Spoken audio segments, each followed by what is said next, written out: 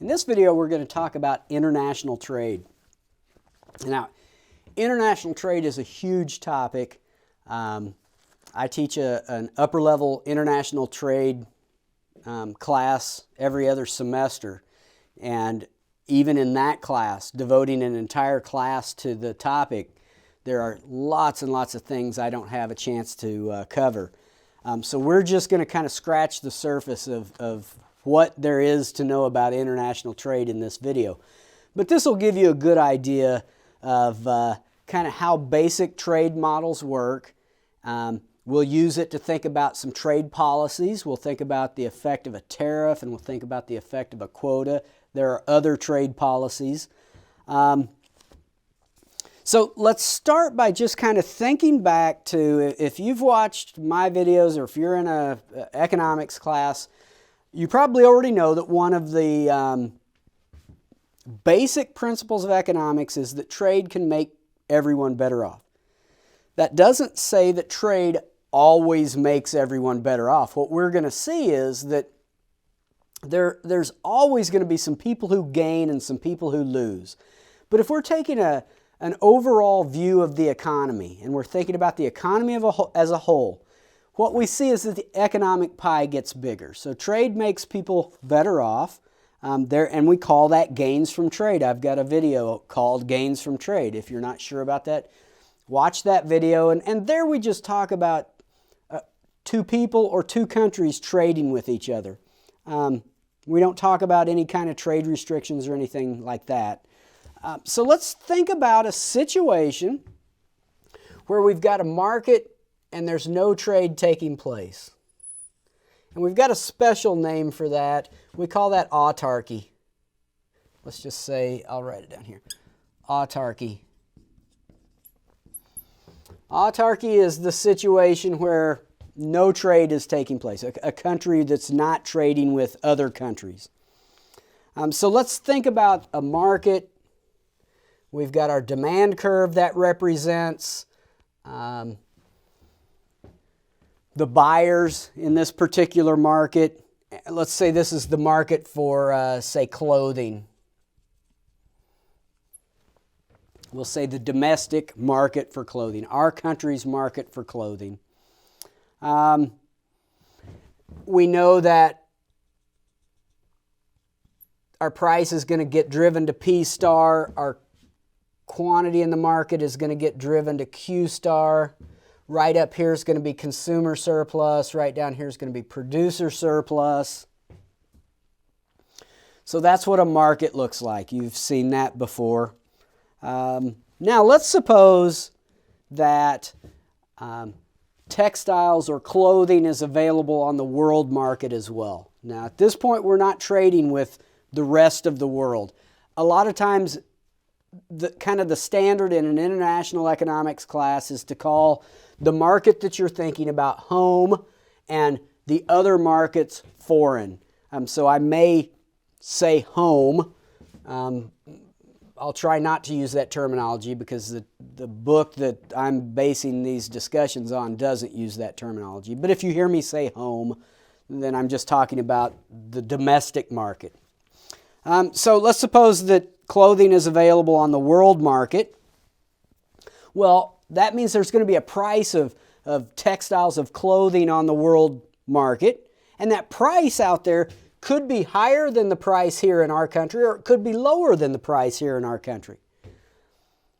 Now, if the price is higher than it is in our country, let's start with the price being lower. Let's suppose the price is lower out there in the world than it is in our country. The world price is below P star. Then we would be buying, we're going to want to import those goods into our country because they're available cheaper elsewhere. On the other hand, if the price is above P star, then we're going to want to export clothing because we can produce it at a price that's cheaper than what it can sell for out there in the world market. We'll be exporting it. Okay? And this really is just an indication of comparative advantage, right? It's the idea that if you can do something more efficiently, than somebody else, then you have a comparative advantage in that. Your opportunity cost is lower, and you tend to specialize in that. So that's all we're talking about. If the price is lower in the world, then they have the comparative advantage in it. Let's start by supposing that the price is higher than our autarky price. So I'm going to call this our autarky price. I will say this, the textbook I'm basing the discussion on does not use the word autarky. That's fine. You need to know what it is. Autarky means no trade. So when I say autarky price, I'm talking about the price that would exist in the absence of trade. So let's suppose that the world price is higher than P star. Then we're going to want to export. Let's draw a picture right here, and we'll think about what that's going to look like. So, put my demand curve, supply. I'm going to just put a dotted line over here to indicate what our autarky price would be. But let's suppose that the world price is right up here, PW. Put a dotted line right over here. What's going to happen is when we open up trade, when we open up this economy to the rest of the world to engage in trade, then the price in our economy is going to rise to PW. And the reason is that no seller here, once we open up trade, no seller in our economy is going to sell it for less than what they could sell it on the world market. So price is going to go to PW. Now let's think about what's going to happen at PW, at that world price right up here. If we go over to the demand curve, we will see how much buyers in our market, in the domestic market, want to buy. And it's going to be this amount. I'm going to write QD up there. That's quantity demanded domestically. But now domestic sellers are going to want to produce this quantity. There's quantity supplied.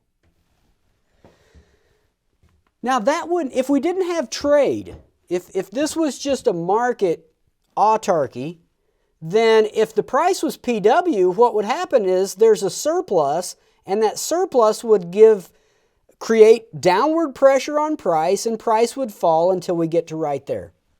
Right? Anytime there's a surplus and sellers can't sell all they want to sell because buyers don't want to buy as much as sellers want to sell, there's going to be downward pressure on price. But that's not what's happened, because now there's another player in the game, and the other player in the game is the rest of the world, the other countries that are out there. So sellers are going to be able to sell this excess supply on the world market. And so this amount, the amount that domestic buyers do not buy, that's going to be exports. That quantity of clothing will be exported to the rest of the world. So now I'm going to put some areas up here. I'm going to call this A, let's call this B, let's call that D, and that C right down there. So now let's think about what consumer and producer surplus would be before trade, if we had autarky, the autarky situation. So before trade, or in autarky, let's talk about what consumer and producer surplus will look like. If you are not familiar with what consumer and producer surplus look like, you should go look at my videos on consumer and producer surplus. So before trade, we ignore this stuff. Before trade, the price is right here at our autarky price. And consumer surplus is the area under the demand curve, and above the price it would be A plus B. So consumer surplus equals A plus B. Producer surplus in autarky would be the area under the price and above the supply curve. It would be right there. In this picture it would be area C. So producer surplus is equal to C. Total surplus, would be all of the area under the demand curve and above the supply curve. It would be A plus B plus C.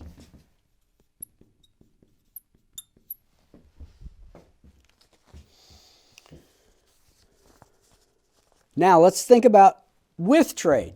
So if we open up trade, with trade, now the price rises to the world price. We have excess supply of the good in our country, and that excess supply gets exported to the rest of the world. And so there's our exports. Let's think about what consumer surplus is now. So consumer surplus, now when our price rises from here to the world price, our consumer surplus here domestically falls to just area A. So consumers, notice that when we open up trade, consumers lose B. I'm going to say consumers lose area B. Consumers are, in this situation, are not going to be happy about this. They're worse off. Let's think about producer surplus. So producer surplus, now that price has risen, producer surplus is the area under the price and above the supply curve. And so notice now, it's an area, a much bigger area. All of this area under this dotted line and above the supply curve is going to be producer surplus. It's going to be B plus C plus D, all right? B plus C plus D. And notice that this area B, that used to be part of consumer surplus. It ends up being part of producer surplus. So the effect of trade, opening up trade in this country, is to transfer some well-being away from the consumers to the producers in this country. The producers clearly are going to be better off because price goes up. So B is a transfer, and that transfer is from consumers to producers. And then total surplus, let's see if I can write it. Total surplus ends up now being A plus B plus C plus D, right? So total surplus, A plus B plus C plus D. And you can get that by looking at the picture, or you can get that just by adding up consumer surplus and producer surplus. It's going to be A and B and C and D. So notice that area D, in terms of total surplus before trade was just this triangle right here. After trade, there's the addition of this area D. So the gain in total surplus, gain of D.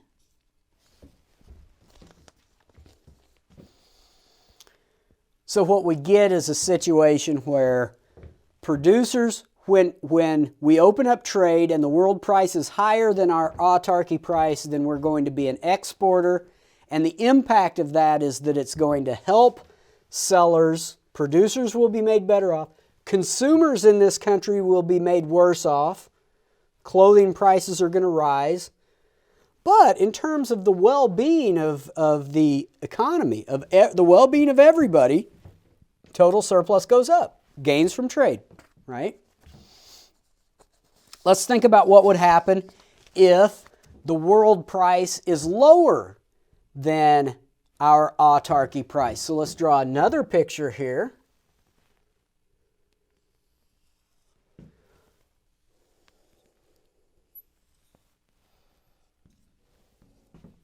And let's put our world price, same thing, I'm going to put a little dotted line right here. That's where our autarky price would be. But let's suppose when we open up trade, the world price is down here. PW, world price.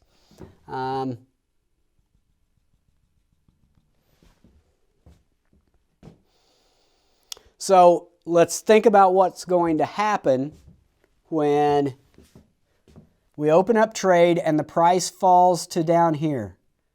Because once we open up trade, No buyer in this economy is going to buy at that price if they can buy on the world market at this price. So sellers are not going to be able to do anything about this price falling. Okay? So what we see is that at this world price, here's the quantity of units that sellers want to sell. That's quantity supplied. But at this world price, here's the number of units that buyers want to buy. There's quantity demanded. And so we have excess demand in this economy. Now, if we weren't trading, if we were back in the autarky situation, and the price was PW, then this excess demand would simply cause price to rise here in this country, right? Buyers want to buy more than sellers want to sell. There's a shortage, and that shortage would create upward pressure on price until there was no longer a shortage, and that would mean that price would go up here to the autarky price. But now there's another player in the game, and that other player is the rest of the world. And so this excess demand, even though domestic sellers are only going to want to sell this amount, domestic buyers want to buy this amount, and they can buy this excess part on the world market. So this will end up being imports. So here's the quantity that's produced in the economy domestically, and then this amount is imported, and so total quantity demanded ends up being that distance right there. Okay, so let's do the same thing. I'm going to call this A and B. Let's call that C and then that D. So now let's talk about before trade, so the autarky situation. Let's start by thinking about consumer surplus. So consumer surplus with no trade would be the area under the demand curve and above the price. There's our autarky price, so it would be area A. Producer surplus would be the area under the autarky price and above the supply curve, so it would be B plus C. And total surplus would be all of the area under the demand curve and above the supply curve, so it would be A plus B plus C.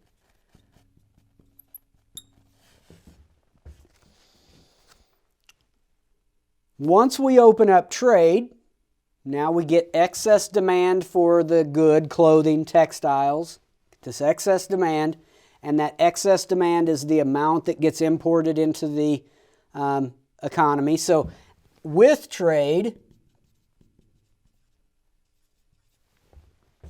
let's start by thinking about consumer surplus. So consumer surplus is going to be the area under the demand curve and above the price, but now our price is PW. So consumer surplus is going to be A plus B plus D. A plus B plus D. And you can see that consumers in this country will be happy about that. It drives the price of the good down. And so the gain in consumers, I may have said producers there, consumers are going to be happy about this. So the buyers are going to get this gain of B plus D. That's additional consumer surplus. So consumers gain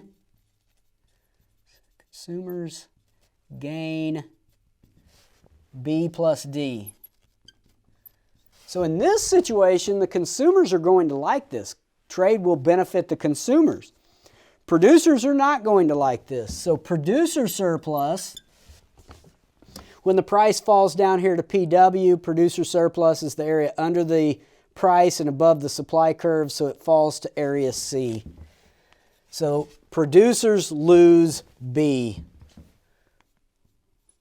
Lose B. We can see that opening up trade transfers some producer surplus to consumers. And then total surplus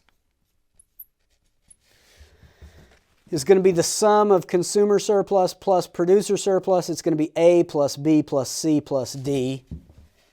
A plus B plus C plus D. And just like we saw over there, there's this gain of D. So once trade is opened up, our country is either going to become an exporter or an importer, depending upon whether or not our autarky price is higher than the world price or lower than the world price. But regardless of whether or not we become an exporter or an importer, there's going to be this gain from trade. We're going to gain D, but we can see there are winners and losers. In this case, our producers win, consumers lose. In this case, our consumers win and our producers lose. So trade can make everyone better off. There's this gain. What we see is that the gain to the winners is bigger than the loss to the losers. So what we could do is we could take some of this gain, we would be able to compensate the people who are made worse off and still have some economic pie that we could share. So the gains outweigh the losses. It's definitely, from society's viewpoint, it is a good thing. But now it should be easy to start to understand why trade policy can be so contentious, the politics around trade policy. Because there are clearly going to be some people that win and some people that lose, and the losers are going to complain. And the losers are going to hire lobbyists. And those lobbyists are going to go to politicians and they're going to argue against either opening up trade, or they may argue for some trade restrictions. We'll talk about those here in a second. So this is why there is a strong debate about international trade, even though we can say, look, international trade's a good thing. It causes the economic pie to get bigger. The problem is it causes some people's slice to get smaller and other people's slices to get bigger. We could move things around to compensate those who are made worse off, so we can still say from an overall viewpoint it's good. We should have it. We don't want to prevent free trade if we can get away with it. But that's why some people argue against it. What I need to do now is I'm going to clear this off, and then we're going to talk about the effects of a tariff. All right, let's think about the effects of a tariff. So a tariff, I will say before we talk about a tariff that I have a terrible time trying to remember whether the word tariff has one R or two, one F or two. I've been teaching international economics for a long, long time, and I can't tell you the number of times I've misspelled the word tariff. So if I do it here, just be prepared for it. So a tariff is simply a tax on imports. Now this is different from what we see in, say, in other videos I've talked about the effect of a tax. This is not a tax on every unit of the good. So in the country that imposes the tariff, the tax only applies to the good that is the portion of the good, the units of the good that are imported into the country. So keep that in mind. It is a tax on imports. So let's suppose that we have an importing country. Obviously, if the country is exporting the good and we imposed a tariff, the tariff would have no impact because there are no imports of the good into the country. So we have to have an importing good or an importing country before a tariff would have any impact. So let's draw a picture here of this is going to look like. We've got our demand curve, our supply curve. Here would be our autarky price. I'm not going to worry about identifying that because it's not going to apply if we've got international trade going on. Let's suppose we have the world price right here, PW. There's the world price. If we didn't have a tariff, then if we go over from that world price, we would hit our supply curve here. That's the amount of the good that's produced domestically. Over here is quantity demanded. So this full distance out to the demand curve, that would represent the total amount that buyers want to buy, quantity demanded. This amount is supplied by domestic sellers, And then this amount would be the imports into the country of the good. Okay? Now, what happens is if this country imposes a tariff, then it's going to drive the world price up. So every unit that's imported has this tax. So I'm going to call this PW plus the tariff T.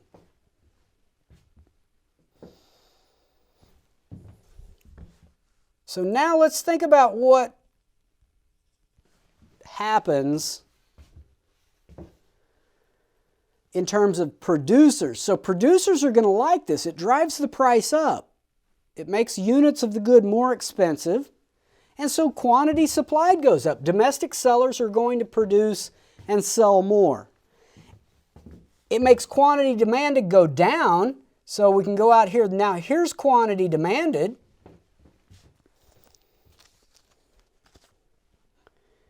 And so we can see that here is the amount that's imported at the world price with no tariff. Once we impose the tariff, we get a smaller quantity of imports. So I'm going to put some dotted lines down here. That would be the amount of imports with no tariff. Once the tariff is imposed and it drives the price up, our imports are going to fall to that amount. So this distance right there. Now let's put some letters on here to indicate some areas. So I'm going to call that A. Let's call that little triangle right there B. Let's call this C, D, E, F. And then let's call this last thing down here G. So you can see, in terms of consumer and producer surplus, this gets a little more complicated than some of the other things that we've seen. So now let's do the thing that we always do. Let's start by thinking about what happens if there is no tariff.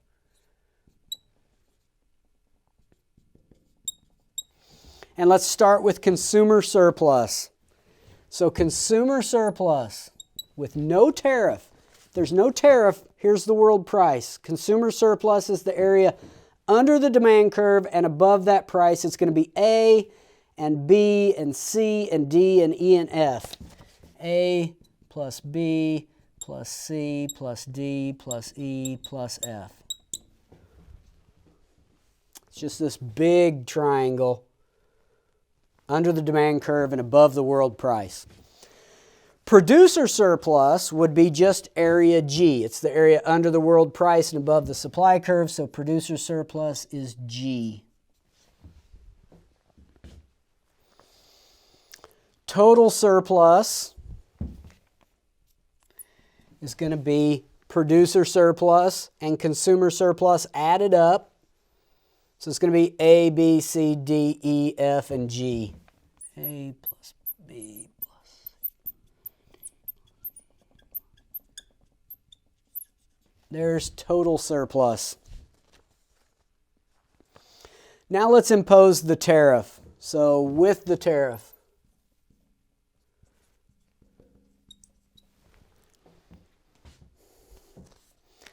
it drives price up now to this price, the world price plus the tariff.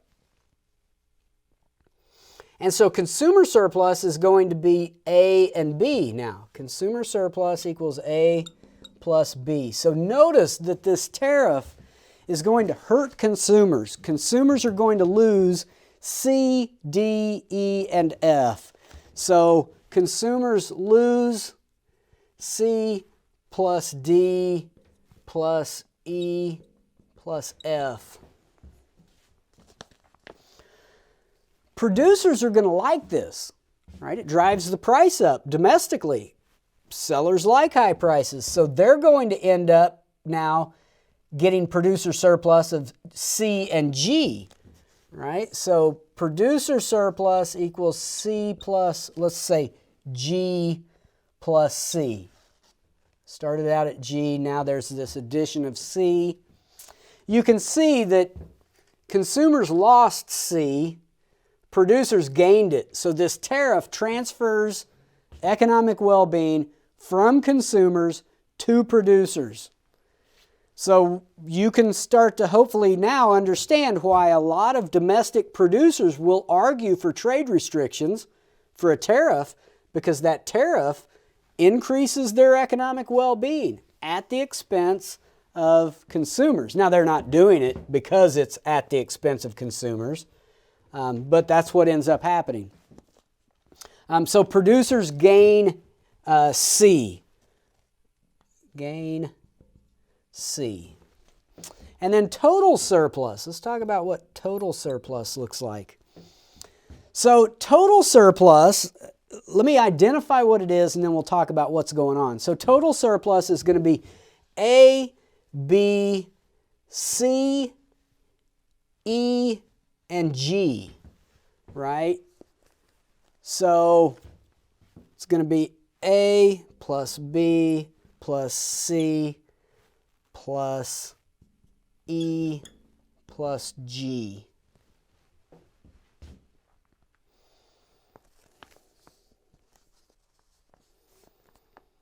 So now let's talk about why it looks like that. Why is E going to be included as part of total surplus? And that's because that ends up being part of the revenue that the government is going to create from the tariff. Remember, the tax revenue ends up being generated because every time a unit is imported, T dollars goes to the domestic government. So the loss here, the loss of total surplus, is that little triangle there, D, and that little triangle there, F. So government revenue is E. Let's talk about why. Because with the tariff, there's imports. There's imports with the tariff. So that horizontal distance is imports.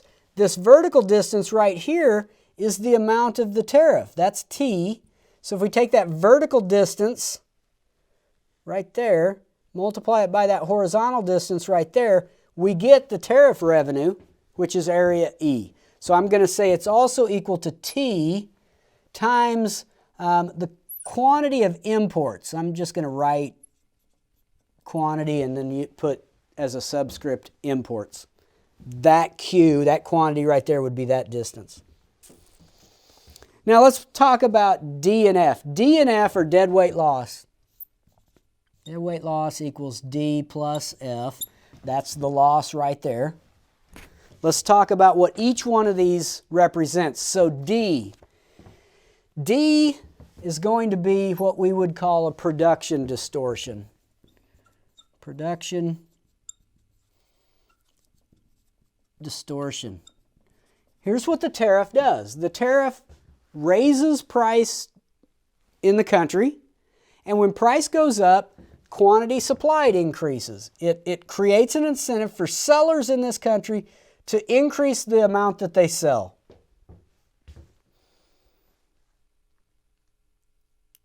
And consequently, it creates deadweight loss. That's inefficient, right? Our domestic sellers are have an incentive to produce, and the incentive means that these sellers right in here with that cost of production are producing, and that's inefficient because the good is available at this cost from the world market. There's no reason we're creating an incentive that causes sellers, inefficient sellers, to enter the market and sell the good when the good is available at a lower cost elsewhere. And then F is what we would call a consumption distortion.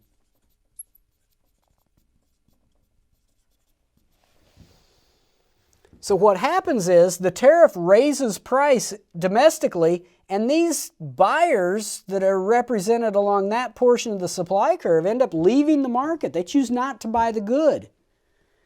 Now the value they place on the good is right there. right? The height of that demand curve represents the value they place on the good. And on the world market, the good is available at this price. And yet, because the government in this economy has imposed a tariff, a tax, those consumers choose not to consume the good, and it creates an inefficiency. There's a deadweight loss. There's a mutually beneficial transactions that could take place that do not because of this tariff policy. So a tariff is one way that the government can generate revenue. If you look at the early history of the United States, there was a point when all of the revenue of the U.S. government was generated through tariffs. That is clearly not the case now. It's generated now typically through the income tax. But tariffs have been used. It's a very widely, I won't say very, it is probably the most common trade restriction that's out there. There are lots of other trade restrictions. Let's talk about another one that we'll call a quota, an import quota. So a tariff is a restriction on price. An import quota is a restriction on quantity. It's a limit, a quantity limit on imports.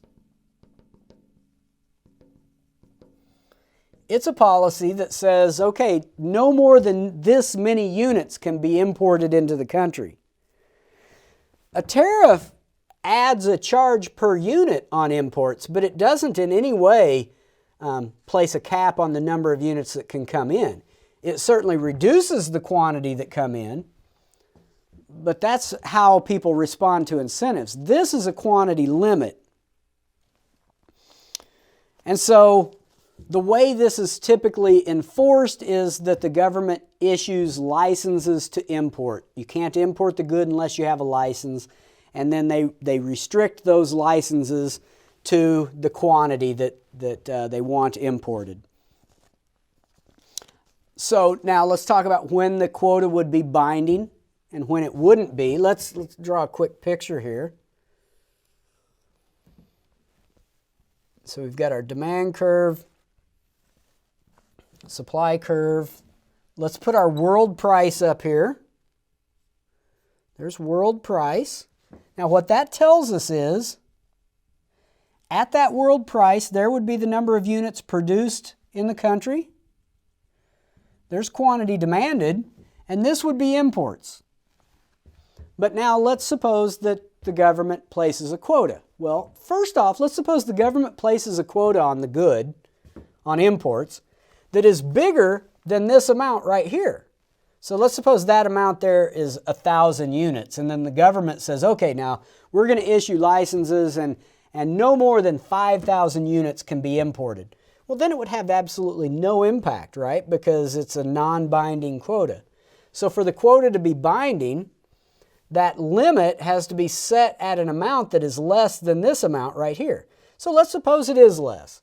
Well, so what would happen is, let's suppose that the quota is half this amount. So we figure out what half that amount is. Let's suppose it's right there. Well, the way you'd analyze it is you just find the place where that horizontal distance is the quota amount. Well, that means you've got everything you need. Right there is going to be quantity supplied domestically. There is going to be quantity demanded. This distance would be the amount of imports, which is equal to the quota, and it's going to drive price up.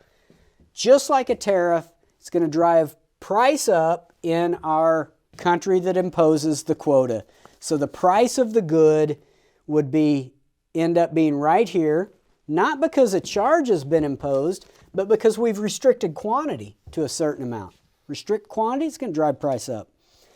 Now here's the interesting thing. So a quota, the effect of a quota is exactly the same, it's completely equivalent to a tariff that would result in imports of this amount. So if this amount, that distance right there, was equal to that distance right there, then this price right here would end up being equal to that price right there. Quotas and tariffs are equivalent to each other if the quota is set to the amount of imports that would exist under the tariff. What that means is all of the stuff that we just did right here, the consumer and producer surplus impacts, would all apply to a quota. So you can take what we did right there, you can apply it to a quota, and everything's going to work out the same. It's going to create production distortion, a deadweight loss there. It's going to create a consumption distortion, a deadweight loss there. Now there's going to be a difference. There's going to be one difference, and that difference is that a quota doesn't generate revenue for the government unless the government auctions off or sells the rights to be an importer. If they do that, then it does generate revenue, and the revenue would be that rectangle right there. So we can see that both tariffs and quotas create deadweight loss. They cause total surplus to be lower in the economy. It diminishes economic well-being. So this is an argument for free trade. This is a strong argument for free trade because free trade avoids these distortions. It doesn't create these production and consumption distortions that diminish the size of the economic pie. Let's talk about some other benefits of free trade. Other benefits. So let's say other benefits of free trade. So if you ask economists, do you support free trade? Do you not support free trade? It's going to be nearly unanimous. Not completely, but a vast majority of economists support free trade. This is part of the reason. Here are some other benefits. So one of the other benefits is increased variety of goods. Variety of goods. So opening up trade with the rest of the world opens up your economy to goods that are produced all around the world. And there's a wide variety of things. There are things that are available in other parts of the world that are not available here. And if we didn't have free trade, we wouldn't have access to those things. Now that's a benefit that can be hard to quantify.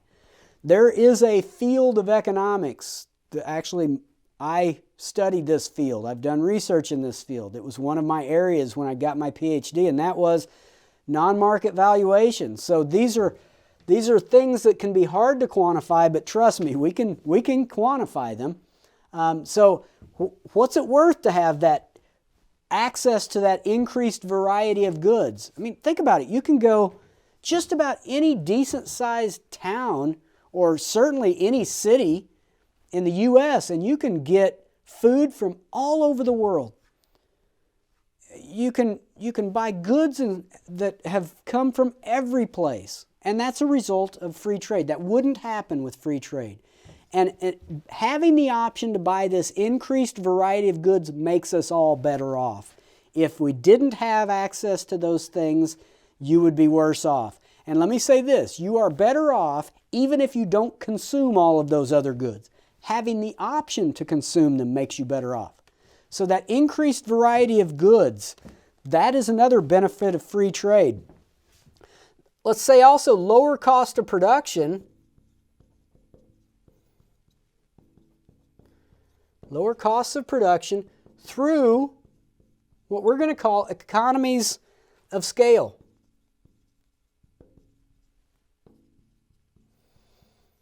Now, there's a decent chance you haven't heard that term, economies of scale, yet.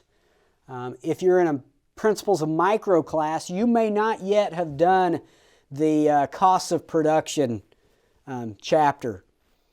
That's where we would talk about economies of scale. But here's what economies of scale are. Economies of scale are benefits to getting bigger. In a lot of production processes, there are benefits to getting bigger in the form of efficiencies that come about because you can let Workers specialize in tasks. When we open up an economy to free trade, that opens up our domestic producers to be able to satisfy demand all around the world, which means that typically they're going to increase the scale of production, produce more output, and a lot of times there are efficiencies that are created because of that. So let's leave that as it is. Another benefit would be, say, increased competition. An increased amount of competition between firms. When trade is opened up, that means firms have to compete with not just firms here, but firms in other countries. And maybe firms here aren't going to like that, but I can tell you that competition drives firms to be more efficient. It drives firms to be innovative. It drives firms to try to produce goods for consumers that give them a good value for the money that they're spending. Competition is good for the economy. And so that's another benefit of free trade. We could think about increased productivity. So what ends up happening is that once you open up trade and there's more competition, then that means that firms that are inefficient are going to get driven out of the market. And that's not good if you're that firm. Don't be that firm. So the most productive firms, the firms with the comparative advantage, are going to be the ones that survive the rigors of the competitive market. And so this one is very similar to the increased competition. It just gives firms incentives to be more productive. We can also say that it enhances the flow of ideas. Enhances the flow of ideas. So opening up trade brings products into your country. It brings technologies into countries that maybe don't have the resources to develop those technologies on their own. And that's good. That makes those countries more productive. So that flow, those flows of ideas, technology, and better ways of doing things, that enhances well-being. Another one that we could add here would be free trade reduces what I'm going to call rent-seeking behavior.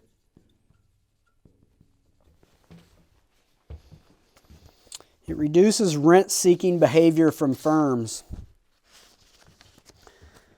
Here's what that means. You probably haven't heard the term rent-seeking before. Rent-seeking just means seeking special favors. So once an economy, once the government starts to protect certain industries with tariffs or quotas, then people in other industries, firms in other industries, start to want that for themselves. They start to say, hey, you did that for the clothing industry. You need to do that for the sugar industry. You need to do that for the steel industry. It's kind of like in my class, my policy has always been there's no extra credit. You get points through homeworks. You get points through tests. I've never offered extra credit. Never will. And the reason is if I start to offer extra credit, or if let's say I gave one student some extra credit for something, then everybody starts asking for it. The best policy, in my opinion, for me is just to not do any of that. That way I avoid the whole issue. I don't have students coming to me at the end of the semester saying, look, I know I'm getting this bad grade, but I'll write you a 10-page paper. I don't need that. So it reduces rent-seeking behavior. If nobody gets protection for their industry, then you don't have people spending billions of dollars on lobbying trying to get that to happen for their industry. So this, for a vast majority of economists, is a very strong argument for why we would have free trade. What I need to do now, actually I don't. Let's just keep going here. All we need to do is talk about some stuff. So let's talk about why you might be able to make I'm going to be generous and call it a somewhat shaky argument against free trade. So let's think about some some arguments against free trade.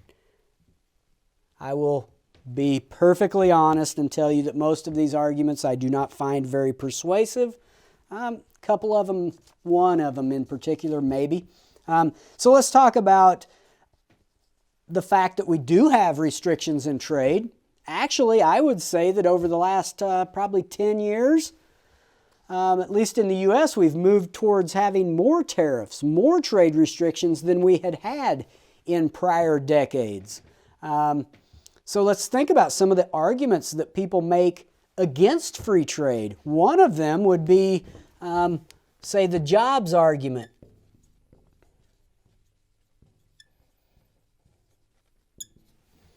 The argument is this: opening up trade destroys some domestic jobs.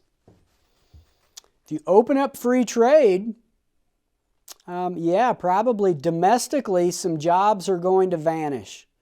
If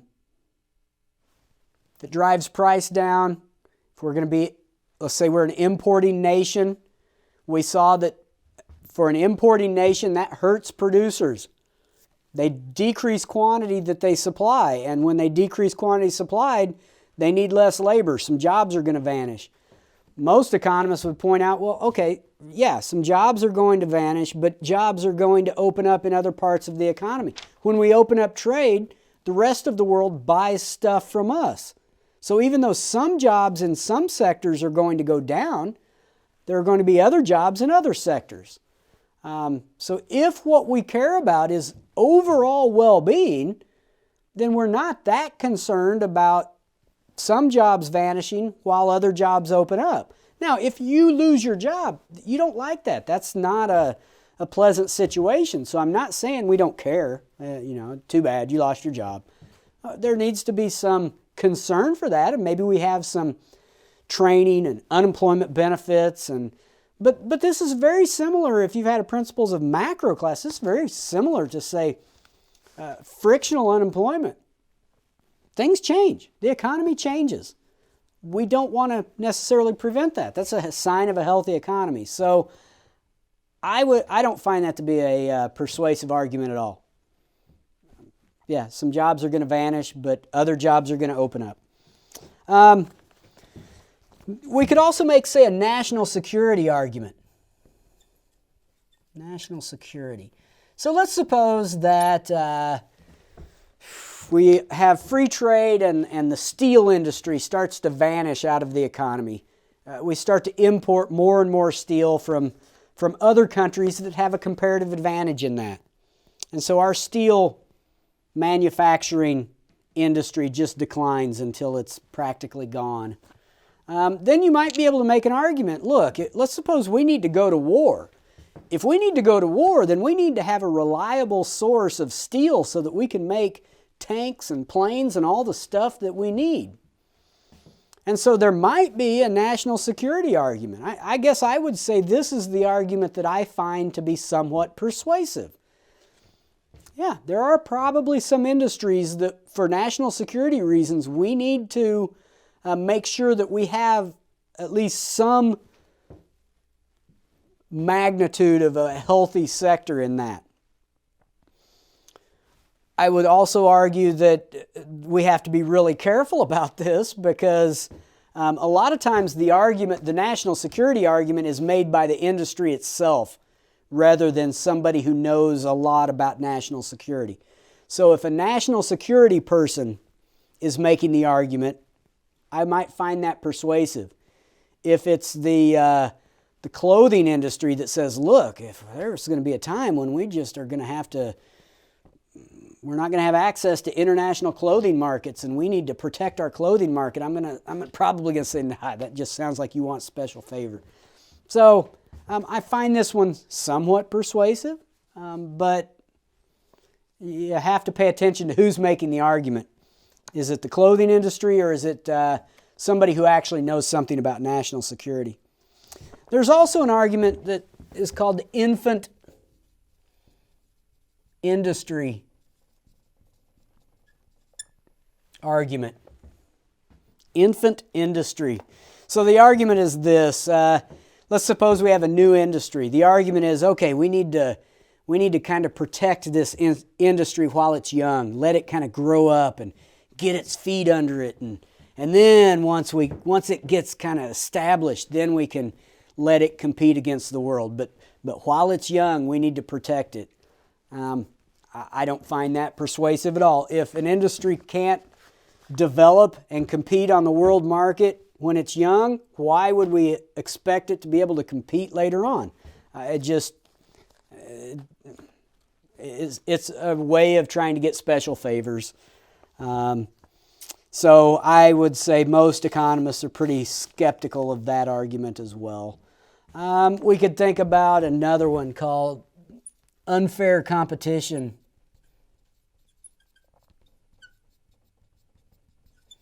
Argument.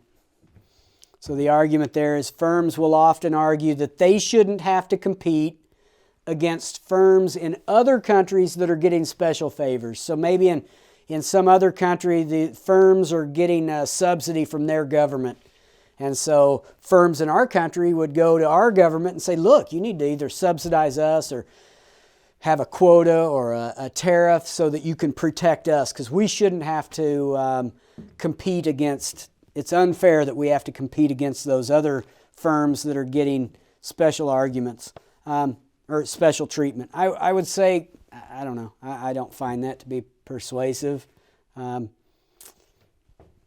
arguments for fair trade or for free trade are still the same. So I'm just going to leave that one as it is. We could say another one might be protection as a bargaining chip. So some people would argue we need to either protect our industries or threaten to protect our industries to try to get what we want politically on the world stage. Problem with that is if you threaten protection and somebody calls your bluff, then you have to protect, and that hurts you. So I guess what I would say is that's a dangerous game to be playing. Other countries can retaliate with the same thing. And the last thing we want is everybody to protect. So these are probably the best arguments that can be made for protections like tariffs and quotas. But most economists are still pretty skeptical of those. Most economists would still say, look, free trade is better. We need more free trade rather than less. If you've had so a lot of times in my classes at least, once we get to the chapter where we talk about oligopoly is a market structure where there's a small number of firms. When there's a small number of firms, we talk about game theory. Game theory is one of the most interesting sub-disciplines within the field of economics. And so if you want to, let's say when you get to the chapter on oligopoly, what you'll see is that protection tends to be what we call a dominant strategy. Let's say this. There are strong incentives for countries to engage in trade protection, tariffs and quotas, and other restrictions. When you study game theory, what you realize is that it would be better if all countries kind of cooperated with each other and we engaged in free trade. When one country starts to protect industries, there's going to be incentives for the other countries to retaliate, and that's the last thing we want. Economic pie just starts to shrink. One way that you can overcome this problem, we call this problem the prisoner's dilemma. So if you want to know more about that, go to my video on oligopoly or just Google prisoner's dilemma. You'll find all kinds of information about it. One of the solutions for the prisoner's dilemma is if the people involved have a relationship with each other, or if the people involved can punish each other for breaking an agreement, then that increases the likelihood of cooperation. Now with prisoners, with the prisoner's dilemma, we don't want cooperation. It's good for criminals not to be able to cooperate. This case, cooperation would be better. It would be better if countries could cooperate and everybody engage in free trade. Well, So one of the things that can encourage free trade or create an environment where free trade can thrive is if we have agreements between countries, relationships between countries, or maybe trade organizations that can impose penalties if a country breaks the agreement. And so what we've seen is free trade agreements like NAFTA, the North American Free Trade Agreement, or GATT, G-A-T-T. So NAFTA is a free trade agreement, North American countries. GATT, GATT, stands for General Agreement on Trade and Tariffs. These are trade organizations, groups of countries that have gotten together to cooperate. These are things, the reason we have these is that they increase the probability of countries being able to engage in free trade and sticking with the agreement. Hopefully that gives you an idea of kind of how some simple models of imports and exports work, kind of the welfare implications of free trade and of some trade restrictions, and then some arguments for and against free trade. I'll see you in another video.